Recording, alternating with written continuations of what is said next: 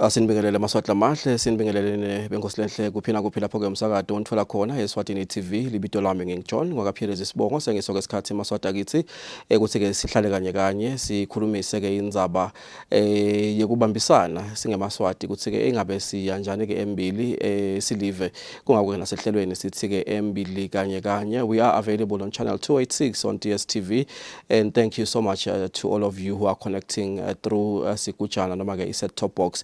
But we are also available on YouTube, Eswatini TV YouTube channel. Maswati ke la isebenzisa kakhulu ikakhulu kade ke siyanaka lokho ukuthi ema views ethu kaya increase shortly after the program is complete, when it is live like it is live right now. During the week Maswati ayabukela lama episodes and just try and catch up on the discussions that we normally have on Embili kanye kanye. Kubonga maswata kithi sathemba nje ukuthi niyasitakala, and you can also add your voice in this conversation by sharing your views with us right here on Eswatini TV. You can personally call me on my cell phone now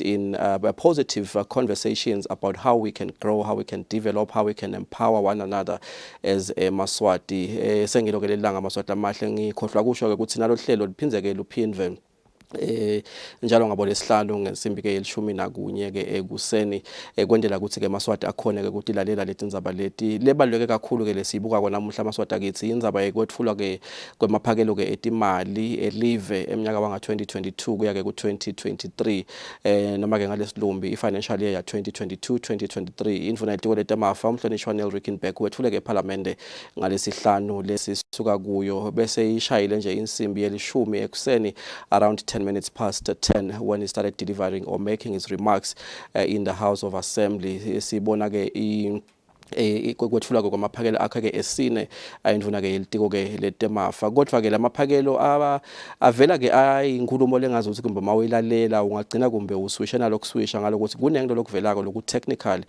kule nkulumo lokubita lokuthi mangabe leti ndzaba noma ke kukhulunyiswa ungathikhanza kumbe ungakhoni lokulandzelela kahle lokunye kulula kukuva njengetimali ukuthi kumbe scholarship titawuthola bomalini, education uthole malini lokwanaloka, kodwa etindzabeni letitsinza lomnotho ukuthi singabe singema stakeholders vele mbambamba isho ukuthini lenkulumo.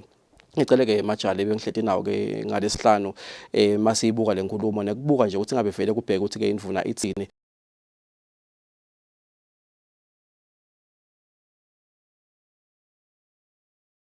ukuthi kunemaswati nje generally langa participate kakhulu kuleti ndzaba tekwakhiwa kwalamaphakelo, kodwa ayathinzeka in one way or the other. What does this really mean? I have two gentlemen in the studio with me once again. Ngudokotela Chongwa wenhlangano Southern Africa Research Foundation for Economic Development. Ungudokotela ke simcelile namhla ukuthi osibukise lokuthi ngabe vele lamaphakelo akhulumisa ini.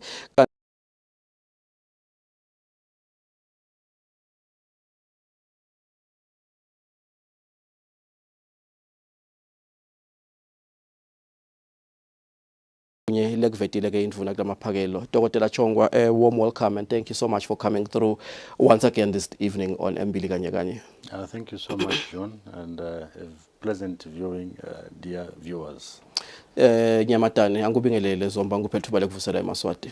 Ngibonge John, ngivusela ngiyaphila phindze ngivusele ke nesive semaswati sonke eSwatini. Sibonge lethuba lokuthi sibe khona endzambama sitokukhuluma tindzaba te-budget. Kunetinto nyamatane lengakafanele sitetayele siyatetayela ngalokuthi ukhanza vele ukuthi sekungumkhuba lokuthi ti structured kulokwendeka kwato lokufaka ekhathi yona lenza bayala amaphakelo kungathi nje kuyiformality ukuthi indvuna kutaba ukuthi nje njalo makucala umnyaka ivele eParliament yethule amaphakelo. Ngicabanga ukuthi kubalekile nyamatane lokuthi siwakhulumise kuleso sigaba lokwekusho lokuthi nemisakato ize ithathe interest iwa broadcast labo broadcaster kona lababhalako babhale babike lesive ukuthi indvuna ithe yathi amcoka ngani lamaphakelo nyamatane. Ngiyabonga John. Ngicabanga ukuthi yinto lenhle lokuthi nemedia seyangena ekhathi kuyasifundzisa. Sicale sangaba nako ukunaka nje isikhatsini esedlulile ukuthi kodwa ibudget yini. Kodwa nyalo sesite sanaka ukuthi kuyaye kube nemaphakelo labakho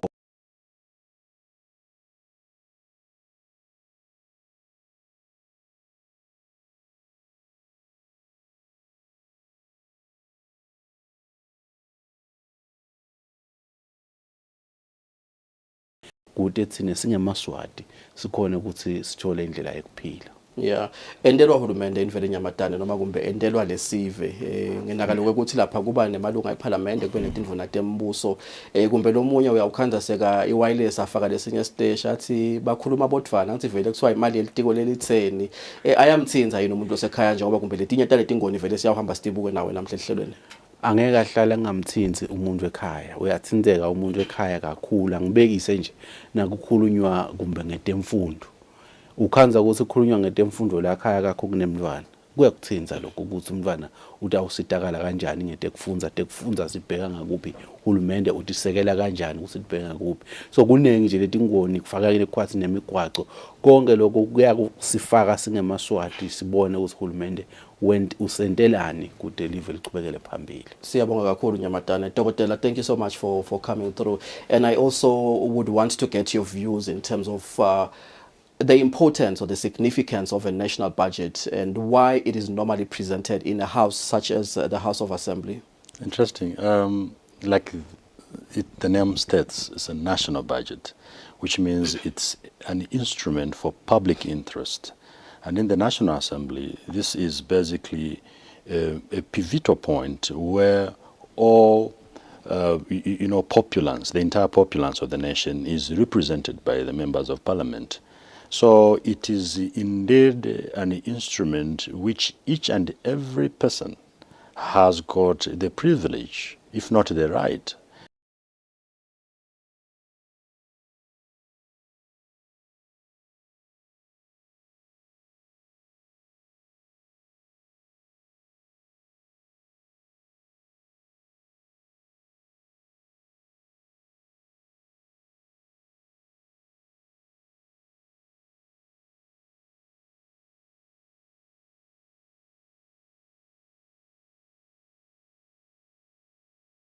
Of the term budget estimates for the year 2022-2023, when in actual fact we are viewing this or anticipating the delivery of this as a budget, as a means of resources or the allocation of resources. But why is the term budget estimates appropriated to such the delivery? It is basically a language which accommodates a lot of uncertainties. There are many things that happens which go unplanned. Even in economics, we use the word ceteris paribus, which means if having all factors constant, if nothing changes. Because we should not forget, John, that we know economy is an island. No man is an island, even at national level. So there are what we call endogenous factors, domestic factors, as well as exogenous factors, international factors, regional factors that can influence our budget. Let's take, for example, the global market, the price changes of oil, the price changes of fuel. It's affecting us consumption at domestic level. So when we put the word estimates, we are basically trying to be very honest as much as possible to say things can change. Nevertheless, plus or minus, we expect things to go this way if nothing changes. That's wonderful, Dr. Chongwa. I think I did mention to you earlier, Nyamatane, in Zabayegwegutsi, I saw in the Republic of South Africa, I think in an article that I was reading, one of the stakeholders, if not a major stakeholder, was already sharing their sentiments about what they expect the South African national budget, which will be presented on the 28th of February by the Minister of Finance in that country, saying he probably needs to make these considerations and probably eliminate certain things which they believe are already constraining on the part of consumers, or if not the masses in the Republic of South Africa. And I also realized when the Minister of Finance delivers his speech, and he always does that, even the previous ministers, they always draw from what is happening in the Republic of South Africa with regards to the stability of the economy and the challenges that it faced, the growth and so on and so forth. Yini Nyamatane lokwenda lokuthi tindvuna tetemafa kule live ukhanze ukuthi tithi umnotfo wethu unjena nje ngoba eNingizimu Afrika kwendekani to such an extent kuze kumbe kungene netindzaba tabo IMF, tindzaba tabo tema regional trends lokuthi kumbe kuhamba kanjani. Ngiko lebengikuvetela ukuthi uyawukhanza ukuthi umuntu so ucabanga lokuthi naku sekungena eNingizimu Afrika lana kani kukhulunywa ngamaphakelo elive, you know. What is the connection between the economic trends in the Republic of South Africa, the the economic trends globally and how they influence what constitutes our national budget when it is finally presented. Ngiyabonga John. Live laseSwatini aliphili ku island.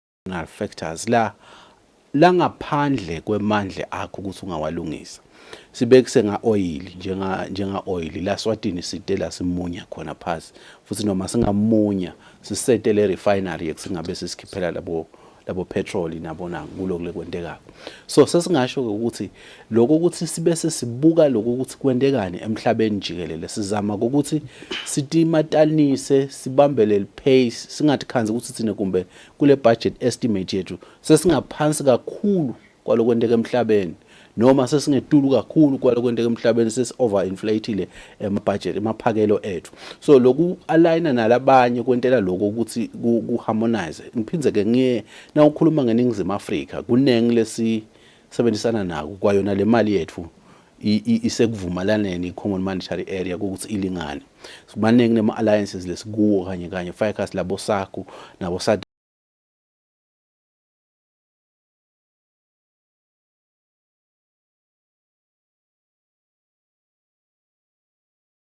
ngako kusasebenzisekana kahle kanjalo. Ngiyabonga kakhulu Nyamatane. And I think Dr. Chongo, I have found it very odd. I don't know if this was happening for the first time. The fact that Eswatini presents its budget estimates ahead of the Republic of South Africa. Yes. And I'm saying I found it odd simply because I remember one of these financial years where the Republic of South Africa increased their VAT by percent, you know, yes. From 14% to 15%, you know. And Eswatini had to follow suit shortly after the minister delivered his budget to say VAT will increase from 14 to 15%, yes, you know. Yes, yes. And we have already formulated our budget, presented it in the House of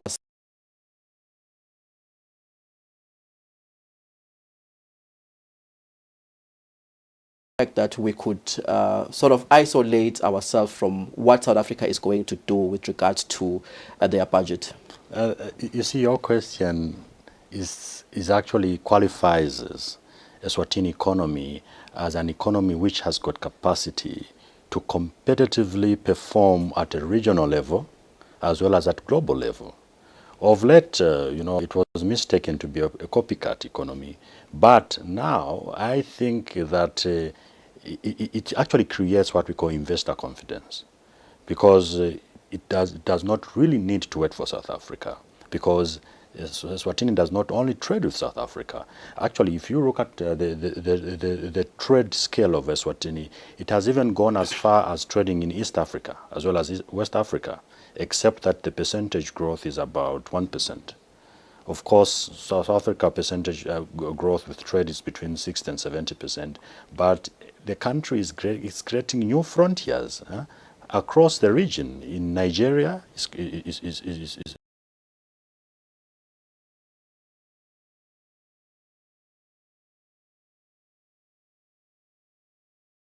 kuvela kakhulu. I think lokunye nje lebenkunake kakhulu lokuvela kule budget kukhomba lokuthi live liyabekisa lokuthi mangabe lo mnotho wase South Africa ukhula ngiyabekisa kumbe nga 3.5%, kusho ukuthi kumbe le live lakithi lingabekisa ukuthi umnotho wethu uyawuhamba ukhule kangakanani.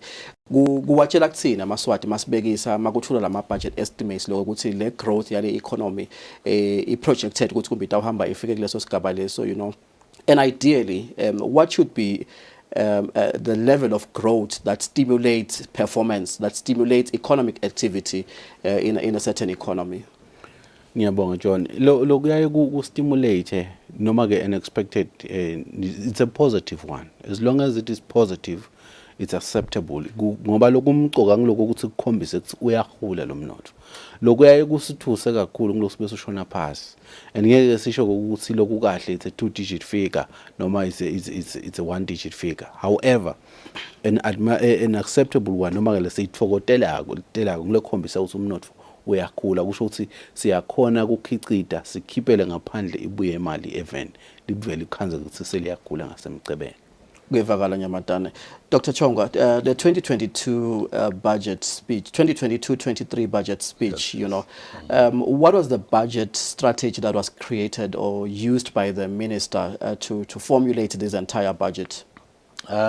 Basically, they use a fiscal consolidation strategy because of the depression, which the economy had actually contracted by between 1% and 2% due to COVID and due to social unrest issue, a lot of this.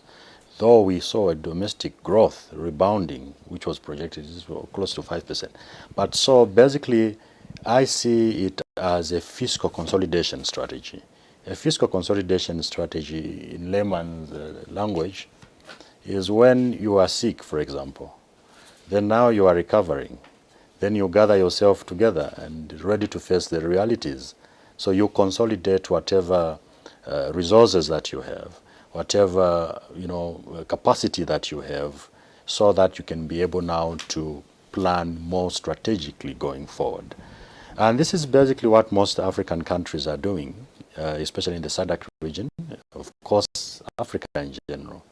Almost all economies, they are now consolidating their fiscus, which is a good strategy, because the more you are good at consolidating your fiscus, you will be able to identify gaps and opportunities. Then you'll be able now to seek extra resources to fill up those gaps in short term as well as long term.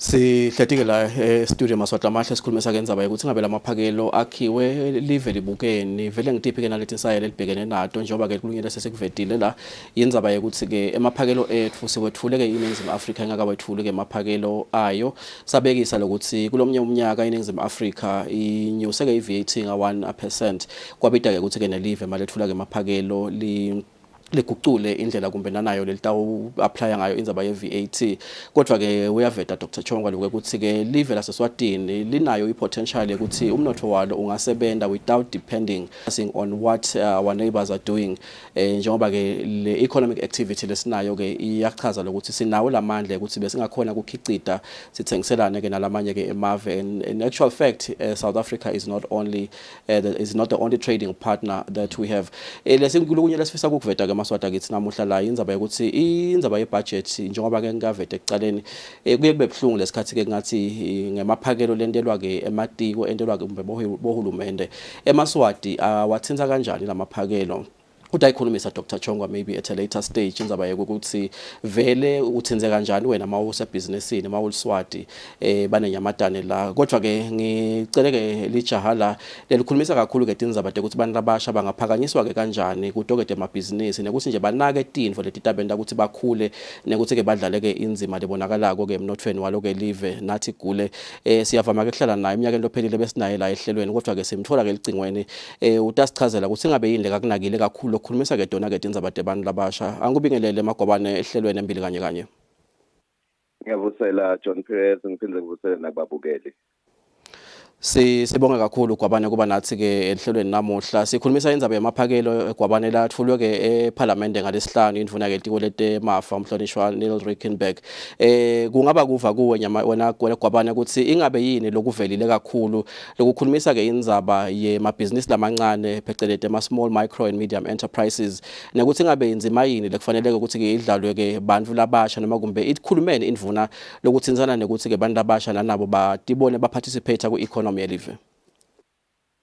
Ngibonge kakhulu Perez ngiphinde ngivusele nema-fellow panelists lapho ngiyabonga kakhulu imicombo labasherishile namuhla labazotayisherisha Perez ngumbuto wakho I must say I was impressed by certain aspects of the budget ngibonile lapha njengoba usho ukhulumisile indvuna etemafa yakhulumisa tindzaba temabhizinisi lamancane njengasomabhizinisi lomncane nemuntu lo mentorisha amabhizinisi lamancane ngijabulile nje kuva indvuna yetemafa ithinze emagama la njengokuthi kulomnyaka wa 2022-2023 uhulumende uyaticommita ukuthi kutaba nefocus leqinile ekutheni amabhizinisi lamancane akhonjiswe imakethe aphindze asitwe ukuthi abone ukuthi imali bangatitfola kuphi kuthuthukisa amabhizinisi lokunye longathi kungichaze kakhulu Perez nangilapha e-studio about 3 weeks ago sikhulumisa indzaba yetemisebenzi ngijabulile nangifuna ikhulumisa nakulokuthiwa i-National Action Plan letawube seyilinka nakulokuthiwa i-Labour Market Information and Skills Anticipation System. Perez lokho kusho ukuthi nyalo ngete sowadzinga ukuthi sowungaya emgwaqweni uphathe le-card box usho ukuthi athi ngicela umsebenzi ngifise ngigraduateile kodwa nyalo ngale system le hulumende lasathi committee lekiyo la kuthi utayiphakamisa sokusho na Perez ukuthi nyalo sokutoba ne-one stop shop njengoba emagama endvuna ashito lapho khona kutaba ne-labor market information net-job matching in Eswatini kusho ukuthi-ke na une-skill leside senginakhona nanami noma ngise-Big Bend noma ngise-Pick Speak ngathi ukuthi khona la eSpeak bangakhi bantu labanale likhono lengilidingako ngikhona kwathi ukuthi bangakhi lengingabacasha labakule ndawo lengiyo lokunye-ke lokungathi kungithokozise kakhulu njengomuntu nje lo mentorisha abantu labasha kuva indzaba ye-unemployment benefit fund Perez lekutawusita nje ukuthi bantu labete imisebenzi batokhona kuve batiphilisa njani basawufuna lo msebenzi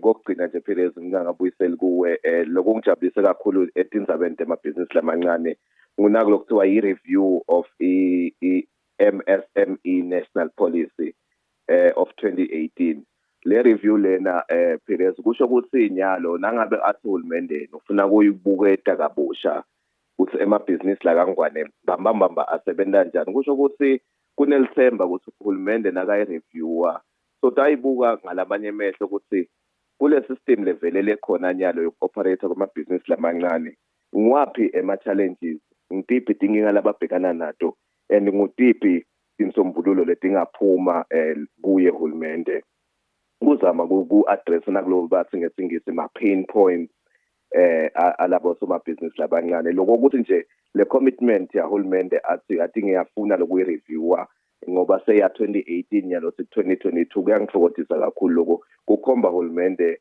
lokufuna ukuba in touch with the people lokufuna ukuba in touch with the current times nokufuna kuhamba ne-technology sengigcina nje Perez nangikhuluma nge-technology lokunye lo mchazile la kakhulumisile indvuna yetemafa ukhulumise indzaba ye-transition to digital space wathi ufise kubamba bosomabhizinisi labancane ababambe ngesandla abangenise ku-digital space sivile ngabo Africa Free Trade lapho longazikumikisa konke lokwakhaka ukumikise emakethe lenkulu kakhulu kunaseswatini uthi-ke hulumende utimisele ukuthi kulo mnyaka lona leyo transition utaba sida bosomabhizinisi labancane angisho nje Perez nje ngiloko longathi mina nje kungenda ngijabule ngale budget speech ya 2022-2023 Kobane kumbe nje ungakabeki phasi kunendzaba levetwe-ke yindvuna yetiko letemafa la akhulumisa indzaba yokuthi ikakhulukati kulo hlangothi labo somabhizinisi labancane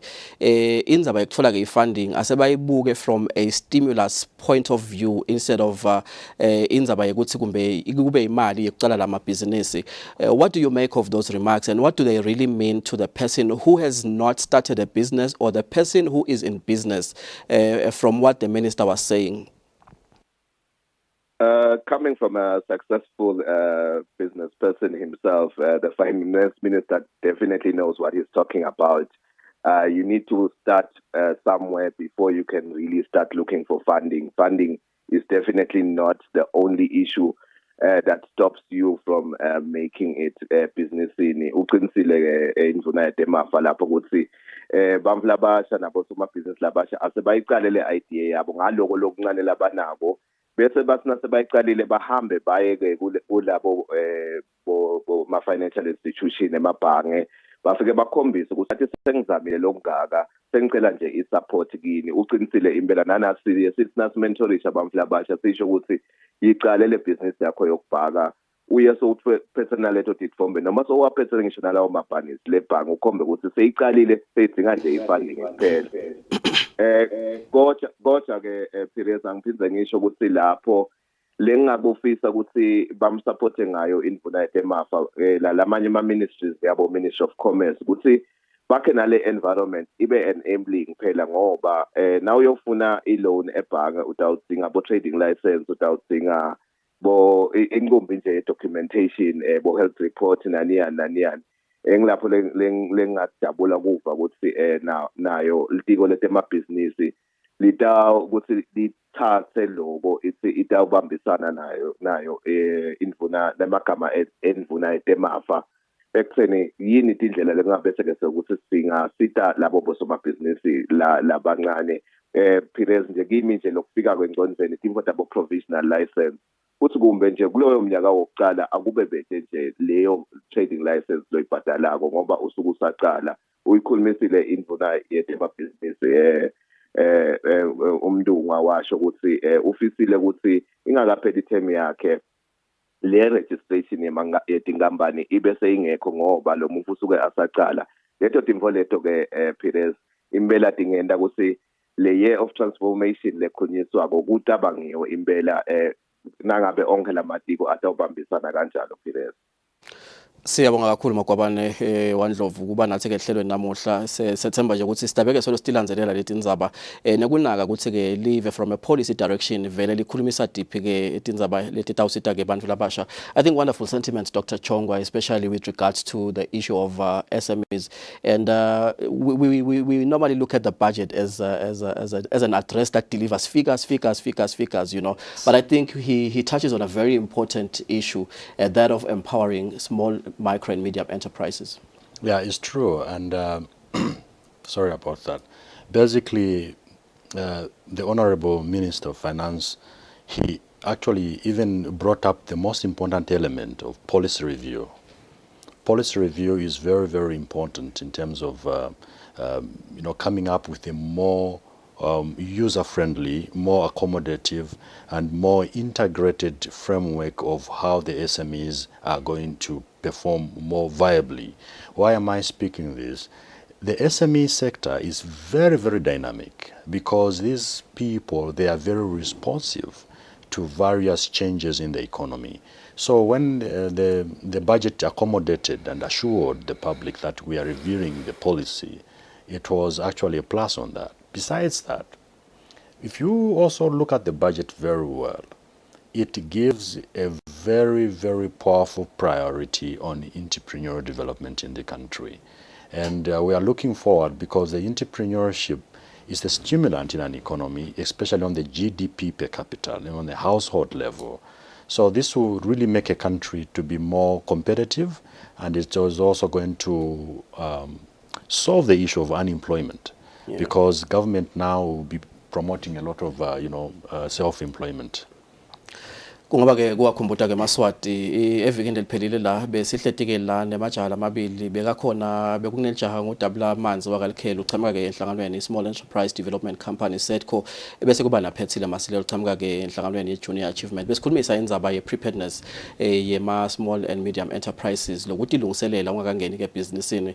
And I think fundamentally we emphasized the importance of startup businesses to seek help prior to starting their business. Nyamatane kunenzaba kunema positives la velile la kule budget, and I think ibeke sitawakhulumisa individually noma ngeke siwakhulumise onke indzaba yekwehliswa kwe corporate tax from 27% to 25%. What was that intended to add? Ngiyabonga John. I-advantage yalapho kokuthi noma ke sizathu sekwenda lokho kokuthi tingaphane tikhone kukhula nangakhuluma nje kube kufishana kanjalo.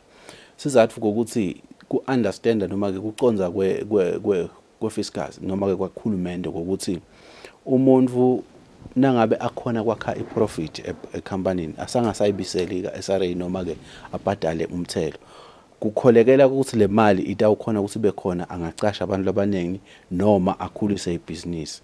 Akusiko ku-understand ukuthi lo muntu sotaba nemali eningi latayidla, kodwa i-understanding yakhona ithi le mali nyalo itawuba reinvested, itawuba recapitalized, kusho sekutaba khonyana imali letawuba khona. So ngilenye indlela leyo yokuthi tingaphane ticashe lokunengi njengoba setingasabiseli emuva.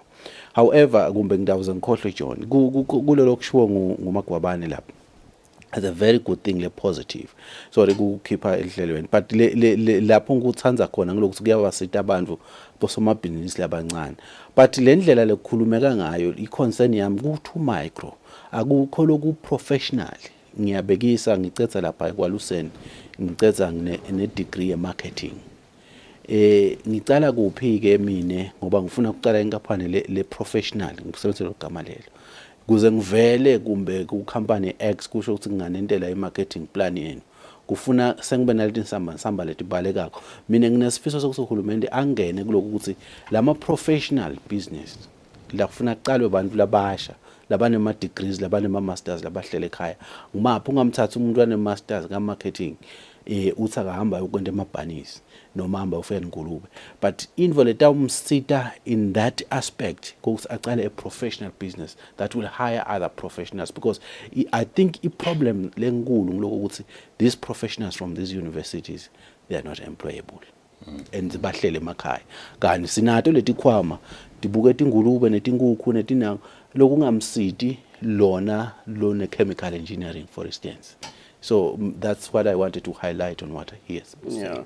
Sike sayikhulumisa Nyamatane ngethemba lokuthi I challenge ema stakeholders vele lokuthi kufuna kubukiswane lokuthi how do we absorb these graduates, because in as much as we are talking, Dr. Chongwa, about studying small businesses on a micro scale, how do we get this to be involved, the graduates, and in terms of, for instance, auditors, maybe someone has a BCom degree with a specialty in auditing, what are we saying to those people, honestly? If they cannot be absorbed by the formal sector, yes, what else can they do, I wanted to ask you, Dr. Chongwa, because when we deliver budget estimates, like we saw the minister delivering on Friday, it is mostly revenue that has been sourced or derived in some kind of way. What are the sources of revenue that government used to make the allocations in this year's national budget? Basically, it was through taxation and trade, and trade. It has even been viable on an international level. However, the most prominent sources of revenue for the country, it has been through taxation and basically trade. Yeah. And when we say taxation of that, how much constitutes of domestic revenue? Basically, the domestic revenue, like between the year 2020 and 2021, it actually indicated a positive trend, because by then we were not relying anything from external, revenue, most particularly on the issues of the circle. But in terms of percentage, like the actual percentage, I may not be very accurate as for now due to dynamic factors which already actually crippled the economy between the year 2020 and 2021, if I'm not well mistaken. However, the current statistics which is there has got a positive indication that the domestic revenue has actually grown by about 1%, if I'm not mistaken. Yes. Thank you so much, Dr. Chongwa. When we generate, ideally, what would we want to do? Government always talks about this economy being an export-driven economy.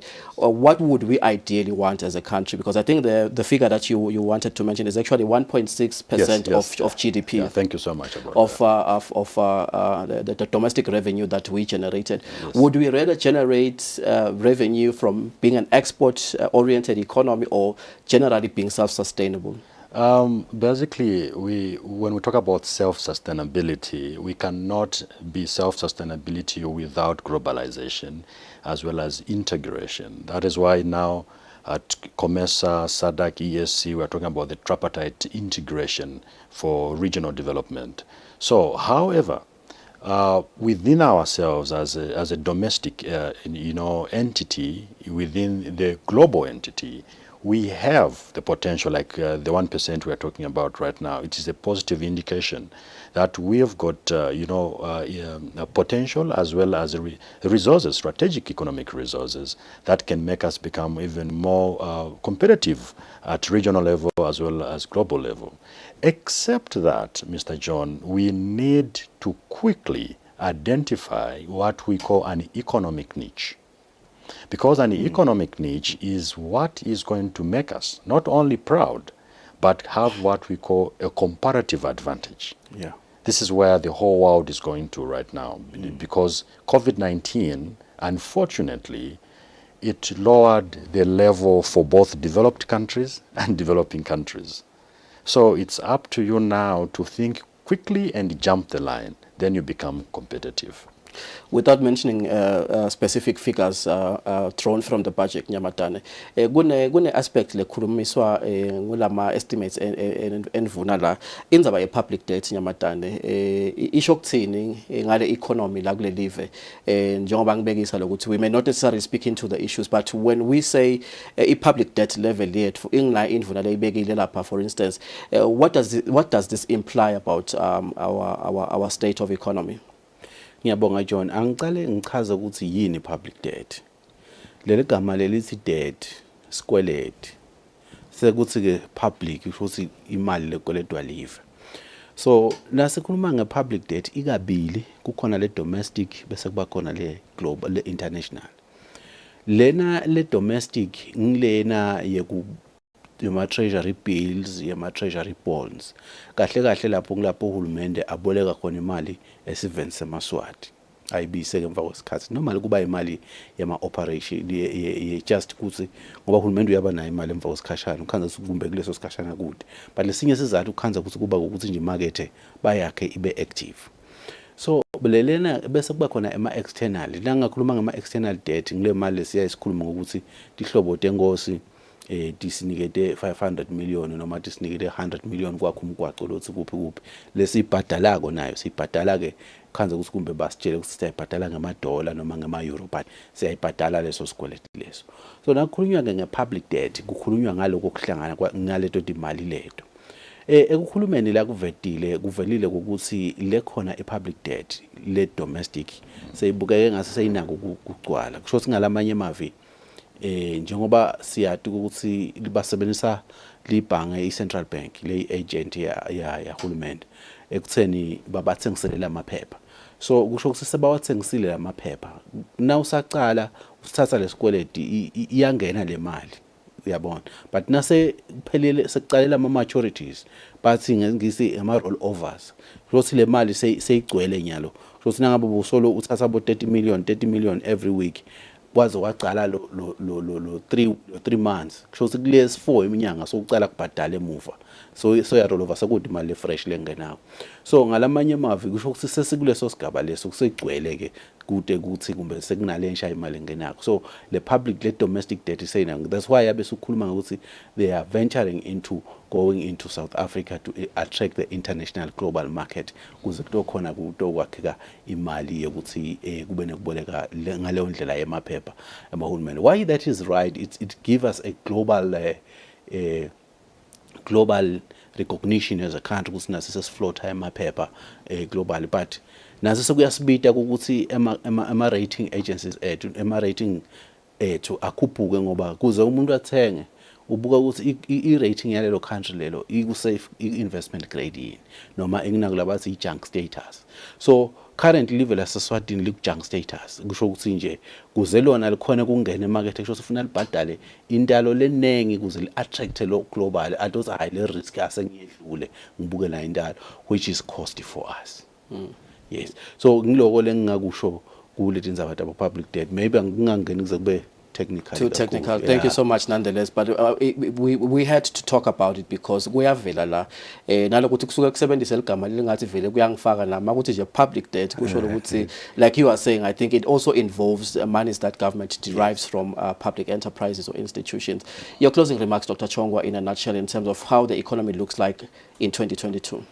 2022, in as much as the budget brings about mixed feelings because it has now touched almost all the strategic elements, we are looking forward to a rebounding economy between 2022 and 2023. And so we are basically, I'm actually excited and appealing to each and every person to be financially prudent, even as we shall be looking forward to a rebounding economy. Yeah.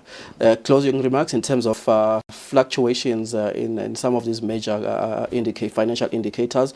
Oil